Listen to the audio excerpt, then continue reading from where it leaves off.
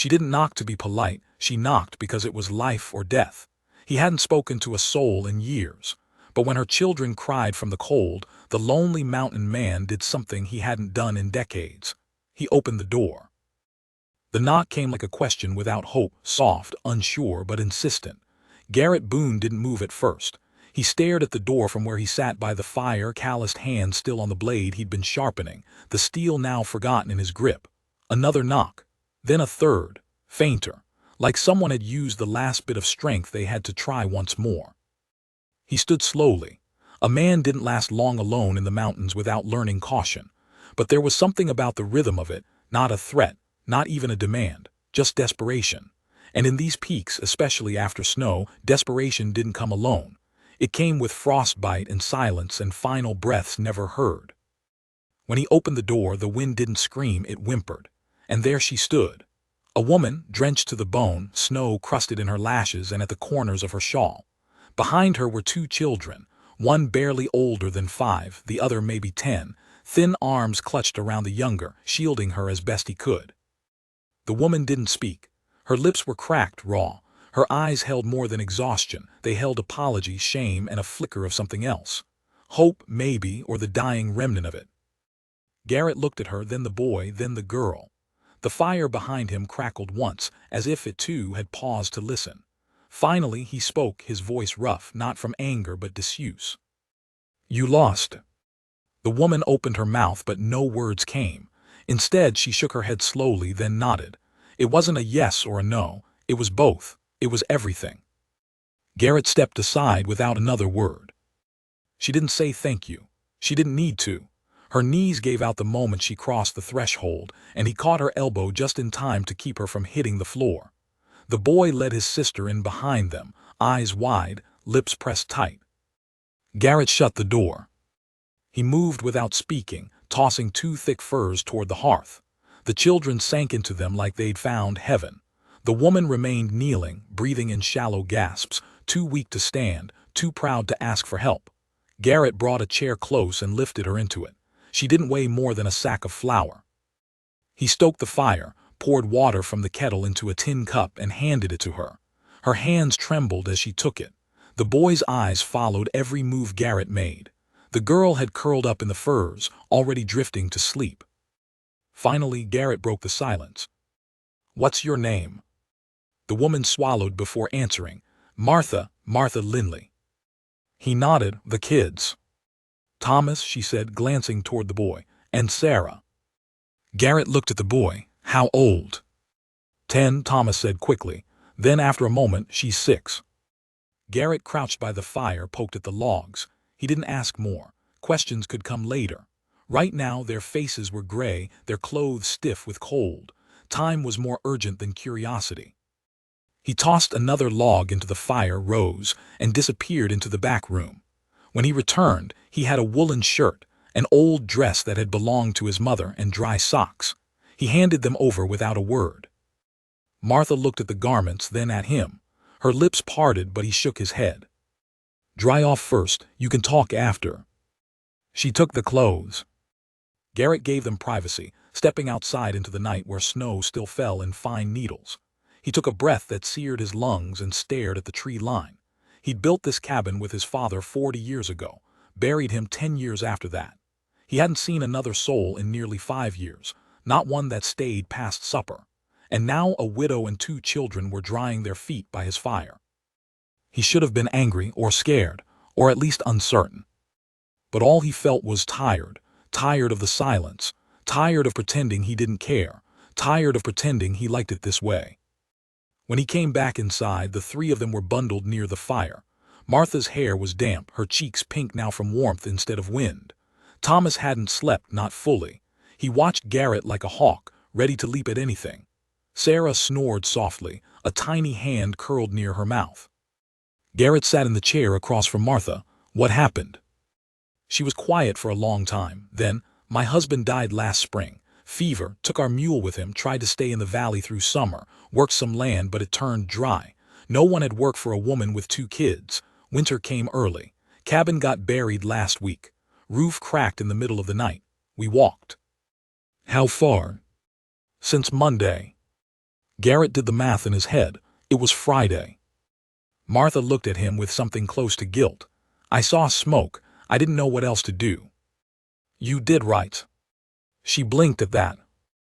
Garrett stood, pulled out a pot, and ladled what was left of his rabbit stew into bowls. It wasn't much, but it filled the cabin with scent. Thomas's stomach growled so loud it startled the fire. Eat, Garrett said, handing him a bowl. Thomas hesitated, looking at his mother. Go on, she said gently. They ate in silence, slow, careful bites, as if afraid it might vanish if they rushed. When the children finished, Martha took their bowls and stacked them neatly on the table. Garrett watched her. I never had a wife, he said suddenly, voice low, eyes still on the fire. Figured I wouldn't be good at it. Never met a woman who thought otherwise. Martha looked at him, unsure how to answer. He stood. There's a bed through there. You take it tonight. I'll sleep in the chair. I can't. You're not arguing, not after 5 days in snow. She didn't. She nodded quietly and woke the children. They disappeared into the back room, the door clicking shut softly behind them. Garrett stared into the fire a while longer. He didn't sleep. Not really. Not even when the cabin went still. He just sat in the chair, watching the flames dance, thinking about the knock. How it had stirred something he thought he'd buried. How a woman and 2 kids had stepped out of the storm and into his quiet life, and how, somehow, it didn't feel like a burden. It felt like a beginning. But just as his eyes started to close, there came a sound, soft, distant but distinct. Hooves. 1 set, maybe 2. Approaching. Slow. Measured. Garrett stood fast, moving to the window. The moon had broken through the clouds just enough to silver the snow, and in the distance, a figure emerged from the trees, on horseback. Then another. Men didn't ride this far into the mountains unless they were looking for something, or someone. He reached for the rifle leaning beside the hearth, fingers brushing the wood like an old friend. He didn't raise it, not yet. Behind him, the fire cracked again. Garrett Boone had lived long enough in the mountains to know when a sound was harmless and when it was. The hooves did not come fast, did not clatter wildly as if driven by panic. They came steady, patient, each thud sinking into the silence of the snow like a hammer on an anvil. Whoever these men were, they weren't lost travelers stumbling by chance into his woods. They were coming with intent. And intent this far out in the high country usually carried a gun. He held his breath and pressed his palm flat against the log wall beside the window, steadying himself as he peered through the frost-glazed glass. 2 riders. One lean tall, with his shoulders slouched forward in a way that suggested arrogance rather than fatigue. The other broader, heavy in his saddle, carrying himself with the blunt assurance of a man who believed the world owed him no explanations. Both horses were strong stock, too well fed for a winter this hard. That alone set Garrett on edge. Men whose bellies stayed full when others starved were either lucky thieves or men who thought themselves untouchable. Neither kind belonged near his cabin. Behind him, the fire whispered against the logs.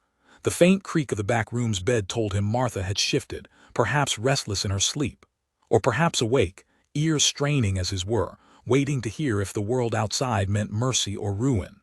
He tightened his grip on the rifle, not lifting it yet, not aiming, but holding it across his body like a shield of iron and oak. The riders dismounted slowly, too slowly. Men in need moved fast, but men with power liked to linger, liked to make every second drag so the air filled with the sound of their boots crunching in snow. It was intimidation, plain and simple. Garrett had seen it before, years ago, when men came to his father's land trying to force him to sell. He remembered how his father's jaw clenched, how he'd stepped onto the porch with his shotgun resting across both arms. Garrett had been a boy then, but he'd never forgotten how silence could be used like a weapon. One of the riders spoke. His voice carried easy through the thin night air, smoothed over with the polish of someone who thought words could buy whatever they couldn't take. "Evening up there," he called, hat tipping forward as though he were just a neighbor come to borrow flour. "Fine little cabin you got. Smoke from your chimney's the only thing between here and the ridge." Garrett didn't answer. He shifted slightly to the side, staying in the shadow, the rifle angled low but ready. He'd learned long ago that sometimes silence was the sharpest reply. Men like that didn't expect silence. They expected compliance or at least nervous chatter. When neither came, it rattled them. The second man chuckled, though it wasn't the sound of amusement. It was the hollow, empty laugh of someone trying to show the world he didn't mind being ignored. "Reckon he's home," he said. "Smoke don't rise itself." The first man stepped forward. His boots pressed deeper into the snow. "We ain't trouble," he said louder, the drawl in his words tightening, revealing the impatience beneath his practiced ease. "Just cold men looking for warmth." Garrett finally moved, not to the door, not even to the window where they could see him. He stepped closer to the hearth, to the door leading to the back room, and laid his hand on the latch. The silence of the cabin pressed heavy. He cracked the door just enough to look in. Martha sat upright on the bed, her face pale in the flickering glow, her children curled against her sides. She met Garrett's eyes, and though her lips didn't move, the question in them was plain. "Who are they?" He shook his head once, slowly, then pressed a finger to his lips. Her arms tightened around her children, and she nodded. No noise came from them, no whisper, no cry. Only silence, the kind that spoke of practiced fear, of people who had learned long ago how to disappear into the shadows of a room when strangers came calling. Garrett closed the door softly and turned back to the front. The men were closer now, their shapes clearer against the pale snow. The first man removed his gloves with deliberate slowness, stuffing them into his coat pocket. "You gonna keep us standin' out here all night?" he called, his tone lilting, but the sharpness beneath it as clear as the edge of a blade. "Ain't neighborly." Garrett's voice, when he finally used it, was gravel dragged across stone. "Don't recall askin' for neighbors." The second man barked out a laugh. "Hear that? Man's got wit." He stepped closer, too close for comfort now, his heavy boots leaving craters in the fresh snow. "Come on, friend, let's share your fire, promise we don't bite." Garrett lifted the rifle. Not fully, not leveled at them, but just high enough for the moonlight to glance off its barrel, a silent reminder that the cabin wasn't unguarded. "Fire's mine," he said simply. "Trail's wide enough for you to make your own." That ended the false politeness. The first man's smile faltered, his jaw tightening, though his eyes still shone with the oily glimmer of someone who thought himself clever. "We ain't passin' through," he said, voice flattening now, losing its lilt. "We're lookin' for someone, maybe you've seen her." Every muscle in Garrett's body stiffened. He didn't have to ask who. He already knew. He thought of Martha's cracked lips, the way she'd held her children close, the guilt in her eyes as if she'd been chased by more than just hunger and snow. He had suspected it wasn't just poverty that had driven her from her valley cabin. Now the truth stood outside his door, wearing fine coats and smug expressions. "Woman," the man continued, "young, couple of brats with her, passed through here maybe. Cabin burned down, they say, you seen her." Garrett let the silence hang heavy again. His pulse beat hard against his ribs, but his face didn't move, didn't betray what he knew. Instead, he leaned his shoulder against the doorframe, the rifle resting casual but steady across his chest. "Ain't seen anyone in weeks," he said, his tone flat, unyielding. The first man studied him, eyes narrowing, a serpent testing the air with its tongue. "That's so." "That's so." The two exchanged glances. The second man spat into the snow, the dark stain melting down into white. "Lion, most likely," he muttered. "Smoke don't rise this steady if it ain't feedin' more than one belly." Garrett's jaw clenched, but he didn't flinch. His silence was answer enough. The first man stepped back, raising his hands as though to show peace. "No harm tonight, friend," he said. "But we'll be back. Ain't many places to hide in these mountains, not when folks got business finding what belongs to 'em." With that, they mounted their horses again. The beasts snorted, stamping their hooves against the cold. The men turned toward the trees, disappearing slowly into the dark line of pines. Their voices carried faintly for a while, then faded until only the wind filled the night once more. Garrett stayed at the window long after they'd gone, the rifle still in his grip, though his arms had gone numb. He waited until the snow swallowed their tracks and the silence felt heavy again, not sharp. Only then did he lower the gun and let out a breath he hadn't realized he'd been holding. He turned to the back room. The door creaked softly as he opened it. Martha sat rigid, her hands still wrapped around her children's shoulders. Her eyes searched his face desperately, silently asking what he hadn't said aloud. "They're gone," Garrett said finally, "for now." She sagged forward, relief and fear mixing until her whole body trembled. Thomas's small hand clenched around hers, his knuckles white. Sarah whimpered in her sleep, turning against her mother's side. Garrett leaned against the doorframe, the rifle still at his side. "They'll be back," he added grimly. "Next time they'll knock louder."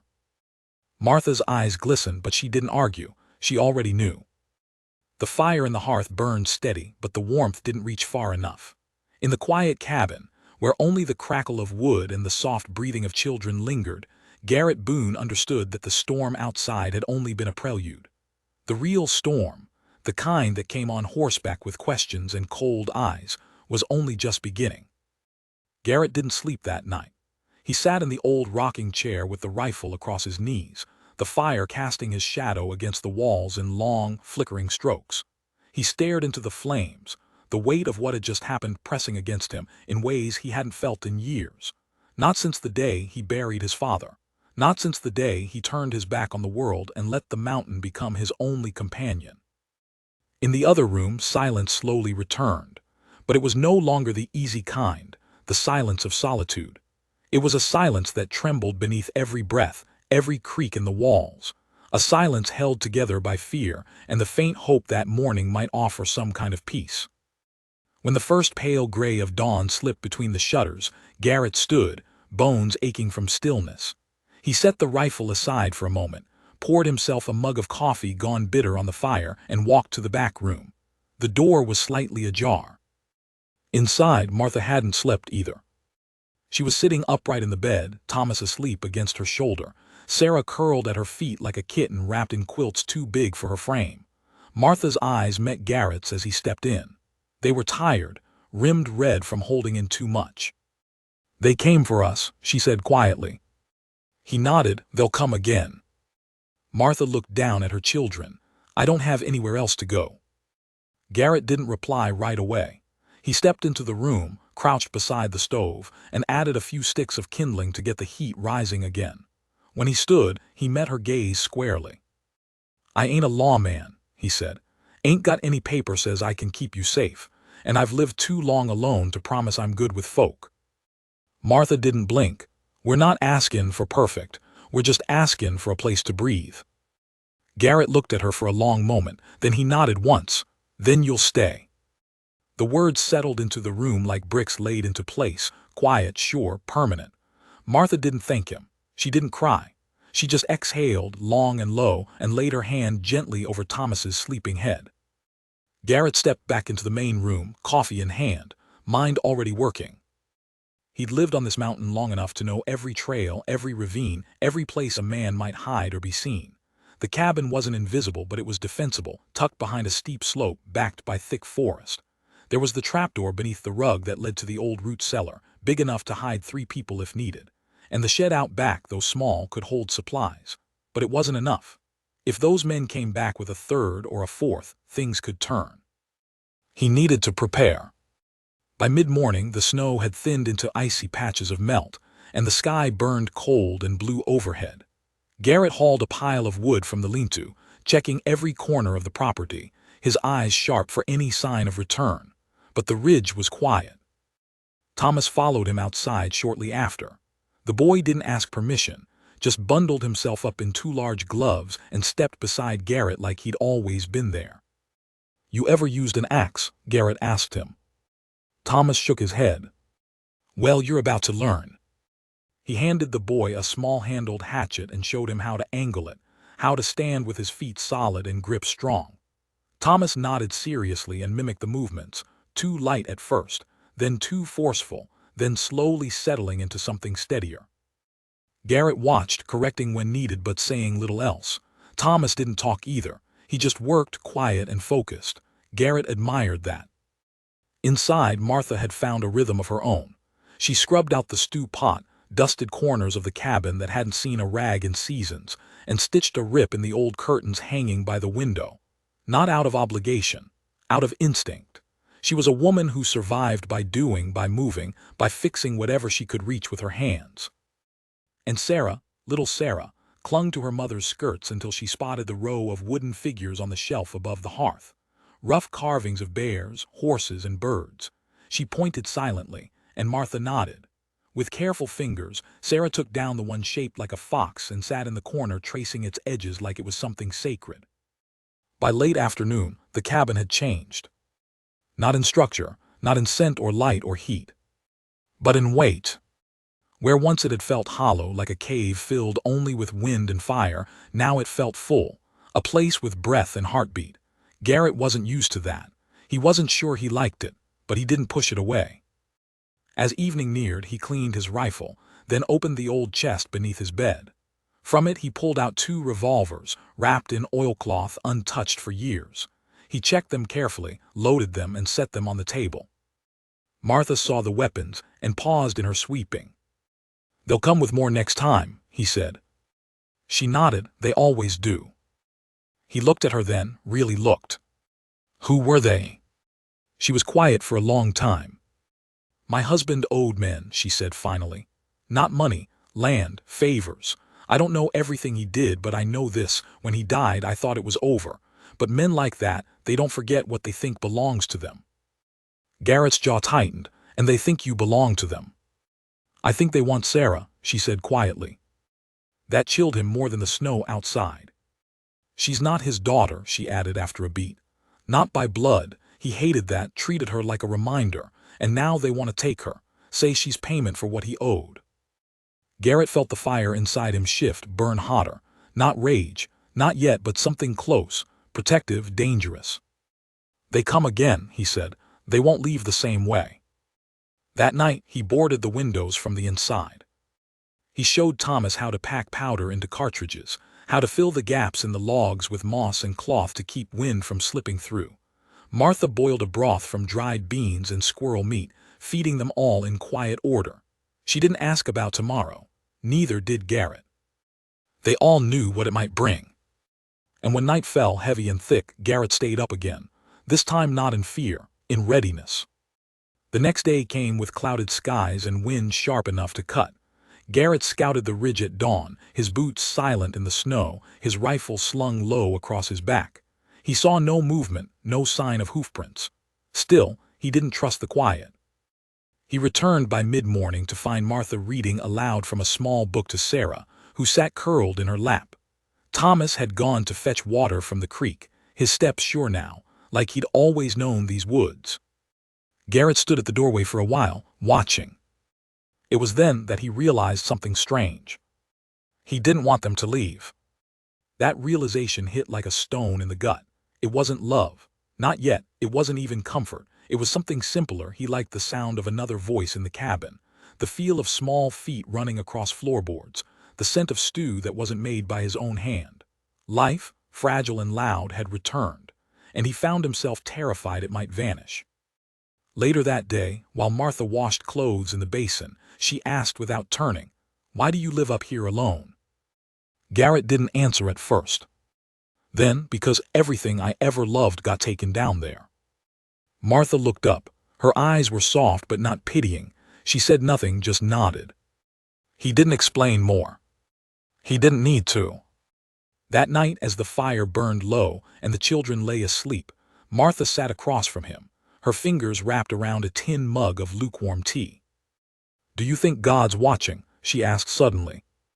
Garrett looked at her. "I mean, do you think he knows," she continued, "what people do, how far they run just to survive?"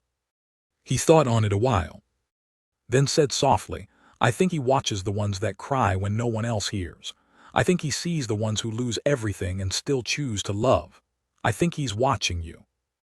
Martha blinked hard, then smiled, a small, tired thing that didn't reach far but was real. Garrett didn't smile back, but something in him loosened, just enough. But before the fire could die, before the room could surrender to sleep, the dogs outside barked. Not once, not twice, but steady, fierce. Garrett stood instantly, rifle in hand. From the window, lanterns. 5 of them, moving through the trees. The lanterns swayed like hungry eyes in the dark, 5 of them, maybe 6, carving through the trees in a slow arc, methodical and deliberate. Garrett Boone didn't bother speaking. He stepped back from the window and crossed the cabin in 2 strides, grabbing the second rifle from the rack and tossing it to Martha without hesitation. She caught it, fumbled slightly but only for a second. Her eyes had already hardened with the same resolve she'd worn when knocking on his door in the snow. She didn't ask questions. She didn't need to. Thomas stirred from his blanket near the fire, rubbing his eyes with the back of his wrist. "What's that?" Garrett raised a hand. "Quiet now, son." The word caught Thomas. Son. It wasn't on purpose, but neither of them corrected it. "Get your sister," Garrett whispered. "Wake her slow, quiet as you can. You remember where I showed you the trapdoor?" Thomas nodded quickly. "Take her down there, stay quiet. Don't come up unless I say." Thomas darted to the back room, his small hands already shaking Martha's shoulder. She pulled Sarah into her arms, the little girl groggy but not crying. That child had learned silence the hard way. Martha looked at Garrett. "Do you think they'll talk this time?" "No," he said plainly. "Men don't carry 6 lanterns just to negotiate." They moved with a quiet discipline born not of training but desperation. Garrett pulled the rug aside, opened the cellar door beneath the table and motioned to Thomas and Sarah. The boy helped his sister down first, then climbed after her. Martha followed last, squeezing Garrett's hand before descending. "You'll let me know?" she asked quietly. "I will," he said. The trapdoor shut behind her. Garrett pulled the rug back over it, tossed a fur on top, then moved to the window again. The lanterns were closer now. 2 had broken off and circled wide, flanking the cabin. He heard the creak of saddles, the muted shuffle of hooves. They were surrounding him. He turned off the fire's edge with a poker, casting most of the room into shadow. Then he waited in silence, breath held, every heartbeat pounding in his ears like a drum. Outside, boots hit the snow. Low voices. Laughter, but not the kind that came from joy. The kind that came before something was about to be broken. Then came the knock. Not like Martha's. This one was bold, a fist, solid 3 times. Garrett didn't move. Another knock, then a voice too loud, too smooth. It was the first man again, the one who'd called out the night before. "Friend, I think we got off on the wrong foot. See, there's something inside your home that don't belong to you. A woman, 2 children." Garrett stayed still. The man chuckled. "I don't want to come in there. Truth be told, my boots are soaked and I hate muddying up a nice floor. So how about you send him out nice and polite? We'll be on our way. No blood, no mess." Garrett slowly stepped toward the door, rifle raised. The man kept talking. "She didn't tell you, huh, about the claim, about the debt her man left behind. It's fair business, sir, nothing crooked, just what's owed." Garrett reached the door, took a deep breath, then cracked it open just wide enough to be heard. "You're not talking anyone." The man grinned at the crack of the door, even in shadow. "That's so." Garrett didn't answer. The man's voice sharpened. "She's a liar. She stole from us, left with something that was bought fair. A child." The man tilted his head. "She's not hers, not really. Her husband owed plenty and we made a deal. That girl was part of it, a life for a life." Garrett felt something inside him burn. "You're not talking her." The man sighed like he was disappointed, then stepped back. "Well, then I guess we'll come get her ourselves." He turned, whistled. Gunfire cracked from the tree line, aimless warning shots into the air, meant to scare. Garrett didn't flinch. He raised the rifle through the doorway and fired once. The man dove. The bullet missed his head by inches and shattered a lantern behind him, plunging half the clearing into sudden darkness. The horses reared, someone cursed, then chaos. Garrett slammed the door shut just as another bullet hit it. He bolted it, threw his shoulder into the side wall, ducking low as more shots came from the trees. Glass exploded from a side window. Wood splintered near his ear. He crawled toward the hearth, dragging the second rifle with him. He fired again, blind, through the broken window. Heard someone scream, then silence. They weren't expecting resistance. They thought him a hermit with no fire left in him. They were wrong. Outside he heard scrambling, yelling, orders barked. They weren't retreating, they were regrouping. Garrett used the lull to grab the second revolver from the table and crawl to the back room. He lifted the trapdoor gently and peeked inside. Martha's face was pale in the faint light. "You all right?" he whispered. She nodded. "One of 'em got hit, heard him scream." He passed her one of the revolvers. If they breach the walls, shoot anything that moves. Don't wait, don't hesitate. She swallowed hard, Garrett. But he was already closing the trap again. Back in the main room, Garrett ducked behind the upturned table, heart hammering. The front door wouldn't last. The window was already shattered. He could see shadows moving beyond the trees, figures circling, planning. He'd hunted wolves in these woods before. This felt no different. The next attack came hard and fast. They rushed from 3 sides, boots crunching, guns drawn, shouting. One made it to the porch and tried the door. When it didn't give, he smashed the butt of his rifle through the window and tried to climb in. Garrett shot him in the shoulder. The man howled and fell back, landing in the snow with a curse. Another man took a shot at the roof, trying to draw Garrett's fire. Garrett ignored him and focused on the one circling around the back. He moved fast, pressing his body against the wall, peering through a crack just in time to see the glint of a blade. Garrett fired once. The man dropped without a sound. 3 down, more to go. Inside the trapdoor, Martha held Sarah close, the revolver shaking in her hand. Thomas clutched her arm. "He's gonna win, Mama," he whispered. "Mr. Boone's strong." Martha didn't answer. She didn't trust hope, not yet. Back in the cabin, smoke filled the room from the repeated gunshots and the dying fire. Garrett coughed, eyes watering, but didn't stop. He checked his last rounds. 4 bullets left, 1 knife. He crouched by the door, heart pounding. Then everything went quiet. Too quiet. No more boots, no more shouting, just snowflakes dancing in the smoke and silence. Garrett waited, listened. Then a voice, not the smooth one, a new one, deeper, older. "Garrett Boone," it called. That stopped him cold. He stood slowly, rifle still in hand. "Who's askin'?" A pause, then, "Name's Malcolm Carney. Your father knew me. I used to ride with him back before the war." Garrett stepped to the door, cracked it an inch. The face outside was older, lined by time and mountain cold. A heavy coat, gray beard, rifle lowered. "I ain't here to kill you," Malcolm said. "I didn't know who you were till one of my boys said your name." "You're leading them." "I'm controlling them," Malcolm said grimly. "Barely."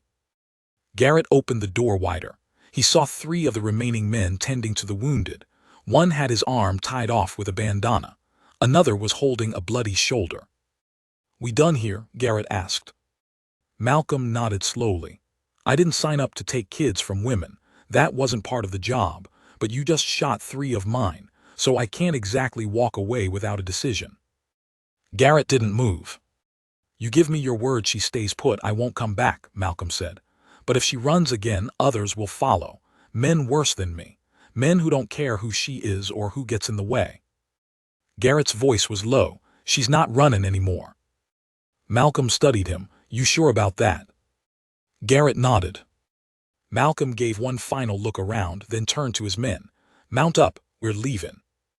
One of them protested, "But—" Malcolm turned, eyes cold. "You want to stay behind, fine. I'll bury you myself." The others shut up. They mounted their horses. Malcolm looked at Garrett one last time. "You're your father's son, all right," he said. And then they rode. Garrett watched until they disappeared into the tree line. Only when the forest swallowed them whole did he lower the rifle. He turned back to the cabin, boots crunching slowly through the red-streaked snow. When he lifted the trapdoor again, Martha was crying. Not in fear. In relief. He helped her out, then Sarah and Thomas. The boy immediately wrapped his arms around Garrett's waist, pressing his face against his coat. Garrett stood still, surprised by the gesture, unsure how to return it, but he did slowly, one hand resting awkwardly on the boy's back. Martha looked at him, tears still in her eyes. "You didn't have to do that," she whispered. Garrett met her gaze steady. "You knocked," he said. "That was enough." Garrett Boone didn't speak much for the rest of that day. After the last echo of hooves vanished into the forest, he moved like a man with a storm still in his chest, measured, alert, not trusting that peace could last. He dragged the 2 wounded men off the porch and into the woods, where he tied them to a tree trunk with just enough slack to let them breathe. One groaned through bloodied teeth. Garrett checked his pulse, but not out of kindness. He just wanted to know how long before the wolves found them. or if Malcolm would return for them in the night. He left them with a canteen and a knife within reach, but barely. Mercy maybe, but not forgiveness. Back at the cabin, Martha cleaned glass from the window frame with quiet hands. She didn't ask where Garrett had gone. She didn't ask what he'd done. She simply swept and wiped and picked shards from between the floorboards while Sarah sat nearby playing with the wooden fox again, running her fingers over the smooth edges as though it could protect her. Thomas tried to carry in more firewood, his arms still trembling from the night's fear, but he didn't stop working. Garrett returned without a word and secured the broken window with a sheet of scrap wood and nails from the shed. Each hammer strike echoed through the cabin like a heartbeat. They ate in silence that night, dried jerky, flatbread, and whatever was left of the broth.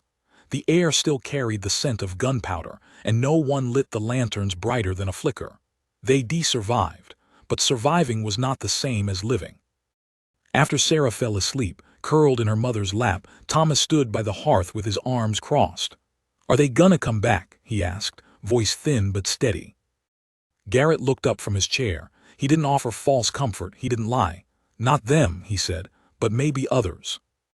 Thomas nodded once. He didn't cry, didn't tremble, just sat beside his sister and picked up the wooden fox she'd left behind.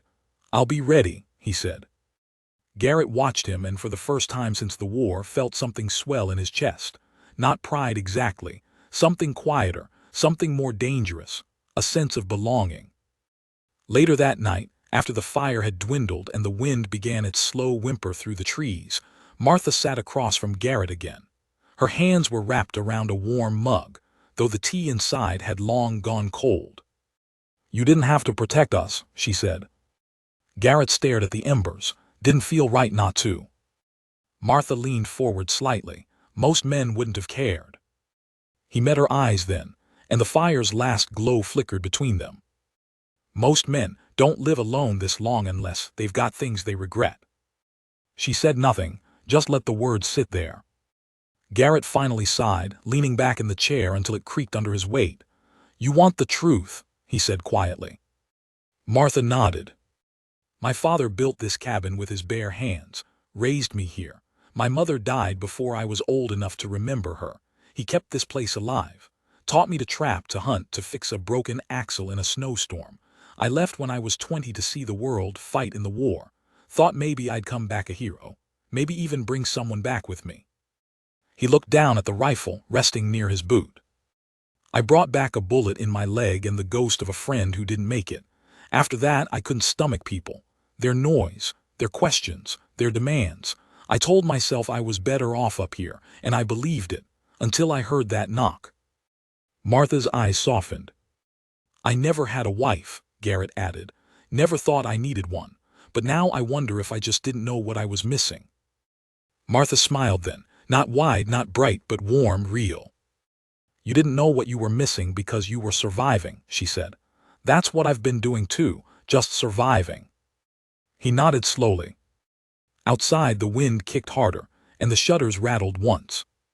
"I want to stay," Martha said suddenly, her voice stronger than it had been since arriving. "If that's all right, I want to work, help you with the land. I won't be a burden. And the children, they'll pull their weight. I can't go back to a world that would have let men like that take Sarah." Garrett didn't answer right away. He reached over, stirred the coals with the iron poker, and watched them flare orange. "You stay," he said. "This place, these mountains, they're mean, they're cold, but they protect what matters. If you're willing to stay, then I'll make sure no one ever comes for her again." Martha blinked fast, her hand rising to cover her mouth. She nodded, unable to speak. Garrett stood and moved toward the back room. As he passed her, he paused. "We'll need to build more space," he said. "This cabin wasn't meant for a family." She laughed softly, and it echoed sweet through the cabin. The next morning, the first thing Garrett did was bring out the old wood-cutting tools. Thomas joined him after breakfast, still small but eager, and Garrett began teaching him how to measure plank length, how to strip bark from a beam, how to sharpen the edge of a saw with a flint stone. By noon, they'd cleared the plot behind the cabin, just beyond the lean-to. Martha had started mapping the kitchen garden she'd always wanted. Sarah spent the morning stacking stones around the fire pit like she was building a castle. The old silence was gone now, replaced by a new kind, gentle, filled with the sound of chores and conversation. Garrett hadn't realized until then how much he missed the sound of someone humming while they worked. At supper, he brought out the last of the smoked venison. Martha made cornbread from what little flour they had, and even added a pinch of dried herbs she'd found in a jar above the hearth. "This is the best I've eaten in years," Garrett said, not looking up. Martha gave him a sly smile. "That's only because you've been boiling meat and chewing pine bark." Thomas laughed around a mouthful of bread, and even Sarah giggled. Garrett smiled. That night he carved another figure for the shelf above the hearth. Not a bear or a fox this time. A woman, slim and graceful, holding 2 children at her side. He placed it between the others without a word. Martha saw it. She didn't say anything. But later, when she thought he'd gone to sleep, she touched the carving's shoulder with her fingertips and stood staring at it long into the night. Weeks passed. Snow melted slowly into soft mud and icy runoff. Spring crept into the valley, first in green shoots at the edge of the trees, then in birdsong echoing down from the high ridges. Garrett and Thomas finished the extension on the cabin, a small second room with space enough for 2 cots and a wooden chest for clothes. Garrett built it by hand, but let Thomas place the final nail in the frame. "That's yours now," Garrett said, clapping him on the back. "You ever want to change it, you gotta fix it yourself." Thomas beamed. Sarah planted wildflowers in an old tin basin near the steps. She named each one. "This is hope," she said of the yellow bloom. "And this one's courage. This one's Mama's heart." Martha knelt beside her and hugged her tight. They were becoming something. Not just a household, not just survivors, something deeper. Family. But peace in the mountains was always borrowed, never owned. And it came due again one morning when Garrett returned from checking the traps and found smoke rising, not from the hearth, but from beyond the ridge. A different smoke. Black, angry, too thick for cooking, too tall for a campfire. He knelt, pressed his hand to the earth. Vibrations. Distant but clear. Horses. Many of them. He turned back toward the cabin, heart sinking. Whatever safety they'd built, it was about to be tested all over again. The smoke didn't lie. It rose from beyond the far ridge in a thick black coil, too wide to be from a single fire. It was the kind of smoke Garrett had seen only a few times in his life, the kind that came when men didn't just pass through, but came with purpose, with numbers, and with a reason to burn. It threaded the sky like a warning, twisting through the branches and blotting the blue above with a bitter promise. He didn't run back to the cabin. Garrett Boone never ran, but his pace was swift and silent, boots crunching through the last of the snowmelt, every step placed with intention. When the cabin came into view, his eyes swept the clearing. Martha was hanging clothes on the line strung between 2 trees, her sleeves rolled high, arms pale in the early spring sun. Thomas was stacking kindling near the porch, and Sarah sat on the steps, humming as she tied knots in a length of string. Garrett reached the porch and spoke low. "Inside, now." Martha turned, startled. One look at his face told her all she needed. She dropped the shirt she'd been pinning and rushed to gather the children. Garrett stepped to the edge of the yard, eyes fixed on the horizon, the wind carrying the first whiff of burning pine. Inside, the cabin fell into practiced motion. The children were quiet, alert. Martha closed the shutters and pulled the rifle from beneath the bed. Garrett joined her, grabbing the revolvers, loading shells, setting everything where it belonged. "How many?" she asked. "Too many," Garrett replied. "Same men." "Don't know, but they're not just passing by." Martha sat hard on the edge of the bed. "We just started to feel safe." Garrett looked at her, his face unreadable. "Then we fight to keep it." He stepped outside again, walking the perimeter, checking the traps he'd laid weeks ago, trip lines, bells, spikes hidden beneath brush. They were simple, but they'd buy him time. He'd seen what a few clever barriers could do against a crowd. Delay was often the best advantage a man could ask for. But he needed more than traps. He needed information. He saddled his horse quickly, the animal restless beneath him. Thomas stepped out onto the porch, jaw set. "You going toward the smoke?" Garrett nodded. "I want to help," the boy said. You are helping, Garrett replied, by staying and protecting your mama and sister.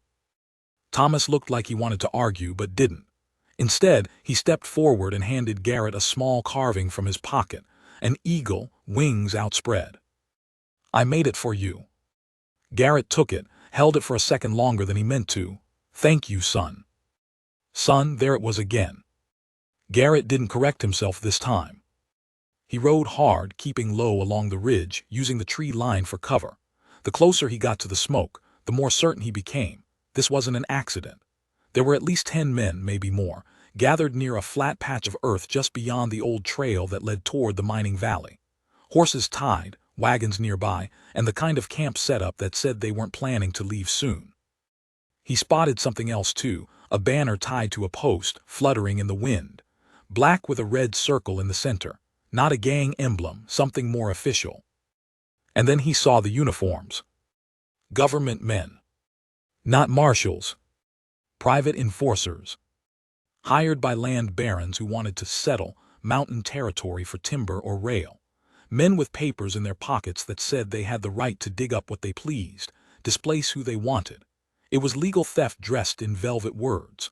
Garrett had seen it before, back in the valleys where whole families were turned out of their homes because of a misfiled deed or a forgotten tax. He circled back quietly, unseen, and returned to the cabin just before dusk. They're not bounty hunters, he told Martha. They're worse. They've got law behind them, or at least the kind they paid for. They're clearing land, pushing folks out. But we're miles from the valley, she said. They're expanding, Garrett said. The fire, they burned out a homestead today. I saw the ruins, barns still smoldering. Martha paled. People. Didn't see any, either gone or buried under the ash. She didn't ask for more. Garrett knelt beside the hearth, pulled the carving Thomas had given him from his pocket, and set it gently on the mantel. They're coming. Maybe not tomorrow, maybe not even this week, but they'll come. Martha sat beside him. We could leave. No, he said firmly. This is your home now, ours. He didn't mean to say it that way, but he did. And Martha heard it. She didn't answer with words, just rested her hand on his arm, steady and warm. That night Garrett couldn't sleep. He stood outside the cabin beneath the stars, the cold wind threading through his hair. The trees rustled like whispers, and the mountains loomed like ancient sentinels. He felt small for the first time in years, but not powerless. Martha joined him quietly, a shawl around her shoulders. Did I ever tell you about my first spring alone? She asked. Garrett shook his head. I buried my husband in winter, tried to plant potatoes come thaw, but the ground was still too hard. I knelt there for hours trying to break it, crying so hard I thought my lungs would break. Then Sarah came toddling out with her little hands full of flower seeds. I asked her what she thought she was doing. She said, "Gonna help you grow the sunshine, Mama." Garrett smiled faintly. Martha looked out over the valley. I didn't think I could keep going, but something about her face, it reminded me God doesn't leave us, even when we feel abandoned. Maybe he just waits to show us the next place we're needed. Garrett was quiet for a long time, then said, "You believe he sent you here?" I do now. He nodded, not because he fully believed, but because he wanted to. By the following morning, Garrett had a plan. He wouldn't wait for the camp to march closer. He'd go to them, but not alone. There was one man he hadn't seen in years who might still have pull, an old friend from the war who'd settled further north near the river fork. Jacob Monroe, a man who'd traded his rifle for law, became a circuit judge, and had enough spine to stand up to these types. It would take a full day's ride. Garrett packed light, took his horse, a rifle, a sidearm, and a letter written in Martha's hand, her story in her words. He left the cabin before sunup, trusting the land to hold until he returned. Martha took charge like she'd been born to do it. She taught Thomas to boil water for tea, showed Sarah how to stitch a rip in her coat, and swept the floors so clean they shined in the low light. But that night they heard the first scout. A horse light and fast, circling just beyond the trees. Martha blew out the lantern and gathered the children. They huddled in the cellar again, this time without Garrett. Sarah whimpered softly, "Where's Papa?" The word stunned Martha. For a moment she couldn't breathe. Thomas answered for her, "He'll come back." Martha kissed them both and wrapped her arms around them tight. Above them, footsteps circled the cabin, a knock, then silence. They didn't answer. The scout left eventually. But they all knew it was only a beginning. Garrett rode hard, every bone in his body sore from the pace, but he didn't stop. He reached Jacob Monroe's homestead just after dusk the next day, covered in dust and grim with urgency. Jacob took one look at him and opened the door wide. "Lord Garrett, thought you were dead." "Not yet," Garrett said, "but I might be soon." He handed over Martha's letter, explained everything in short, clipped words. Jacob read it, brow furrowed. "That's half the valley's story these days," Jacob said. "They're buying up land, pushing out settlers, forcing women and children off their claims." "Can you help?" Jacob stood. "I can do more than help. I can bring the law, real law. It'll take a few days, but I can ride with a warrant and a marshal. If they're still there when I arrive, they'll wish they'd never climbed those mountains." Garrett nodded. "I'll hold the line until then." Jacob put a hand on his shoulder. "Be careful." "I've got people now," Garrett said quietly. "I won't let them be taken." He rode back in the dark, the stars watching like old friends. He didn't sleep, didn't rest. He just rode. Toward the cabin. Toward danger. Toward home. The trail home felt longer than it had days ago. Garrett Boone rode through the thick of night with muscles stiff and his mind spinning faster than his horse could carry him. He leaned forward, whispering soft to the mare as the stars wheeled overhead, urging the animal past exhaustion. There was no time to waste, not with the smoke still fresh in his memory and Martha's face burned into the front of his thoughts. When he finally crested the hill overlooking his land, he pulled the reins hard and stared. The cabin was still there, whole, quiet, but a lantern flickered low in the barn, a place where no lantern should have been burning at that hour. Garrett narrowed his eyes, scanning the trees. No fresh tracks from his vantage, but the stillness felt wrong. The air didn't move. The dogs weren't barking. He dismounted quietly and tied the mare just inside the tree line. Then he crouched low, rifle slung across his back, and moved down the hill like a shadow. Years of mountain living had sharpened every sense. He could smell the oil from that lantern, could feel the tension waiting beneath the soil. His bootsteps made no sound. He reached the barn first, crouching beneath the lowest beam, peering inside. Empty. Just the cow, dozing in the straw. And the lantern, lit but untended. A distraction. He turned toward the cabin, heart thudding now, not from fear but fury. They were inside. He slipped along the side of the porch, crept beneath the window and listened. A voice drifted through the wood. Male, confident, too casual for someone uninvited. "Not askin' twice, sweetheart. We know you've got something here don't belong to you." Another voice, Martha's. "Calm but cold. You're wrong, there's nothing here for you." "Then why's your hand shackin'?" Garrett felt it then. That old fire, the one he thought he'd buried in the war, the one that came roaring back any time something precious was threatened. He moved around the back, found the hatch to the root cellar cracked just slightly. It hadn't been latched from inside. That wasn't an accident. Martha had left it that way for him. He opened it slow, silent, and dropped down into the dark. It was tight, the air stale, but he could hear them above. Heavy boots across the floor, then a small scuffle, something knocked over, a muffled cry. "Sarah." He moved to the ladder and eased it open. His hand reached for the revolver at his hip. Then he sprang. The cabin's back room lit up in motion as Garrett came up through the floor with a crack of gunmetal and fury. One man had Martha pinned near the hearth. Another had Sarah by the wrist. Thomas stood between them, arms raised, face red with rage and helplessness. Garrett fired once. The man holding Martha staggered back, howling, a bullet clean through the meat of his arm. He dropped his gun. The second man turned, eyes wide. Garrett's second shot hit the lantern on the wall just behind him. Glass exploded. Fire burst against the logs. The room filled with smoke instantly. Chaos. Garrett barreled forward, grabbed Sarah, and shoved her behind him. "Under the bed," he barked. Thomas yanked his sister toward the cot and dragged her beneath it. Martha snatched the dropped revolver and cocked it in one smooth motion.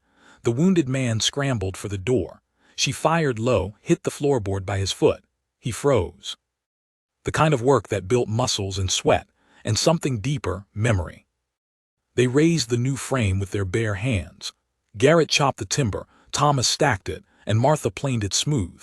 Sarah carried nails in her pockets like coins, handing them out one at a time with solemn pride.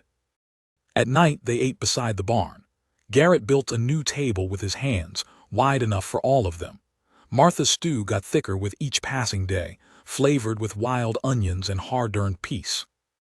They took turns reading aloud from a Bible Garrett had once buried in a drawer. Martha's voice was strongest, though sometimes she'd hand the book to Thomas, who read slowly, stumbling through the longer verses. Garrett listened, eyes closed, lips mouthing the words he hadn't spoken in years. One morning a stranger approached. He was young, scared, ragged, his face hollow, boots torn open at the seams. He held a letter crumpled in his fist. Said he was looking for shelter. Said he'd heard of a place where people didn't turn you away just because you came broken. Garrett looked at Martha. She nodded. They gave him stew, let him sleep in the hayloft. He stayed. Then another came, and another. By late spring they'd raised 3 more cabins. Simple things, wooden frames and stone hearths, but strong. They called the place Lindley's Hollow, though it was Martha who insisted on the name. It was Garrett. She brought life here, he said. Let the name remember that. Word spread. Widows came with children, men with injuries, reputations, and empty hands but willing hearts. No one was turned away unless they brought cruelty with them. And Garrett, who'd spent 2 decades listening to wolves and wind instead of men, became something else. Not a leader, not exactly, but a root. The kind of man people leaned on, without even realizing it. He taught the boys to hunt, taught the girls to carve. He built tools. He repaired roofs. He walked the ridge every morning and prayed, quietly, without show, not because he was righteous, but because he now understood what it meant to be grateful. Martha stood by him in everything. And every time Sarah called her Mama and called Garrett Pa, the cabin walls seemed to grow a little stronger. One summer night, Garrett sat on the porch alone. The moon was high. Martha came out with 2 cups of tea, her belly round with their child. She settled beside him, pressing her hand into his. I never thought I'd have this, she whispered. Garrett turned his hand and held hers tight. Neither did I.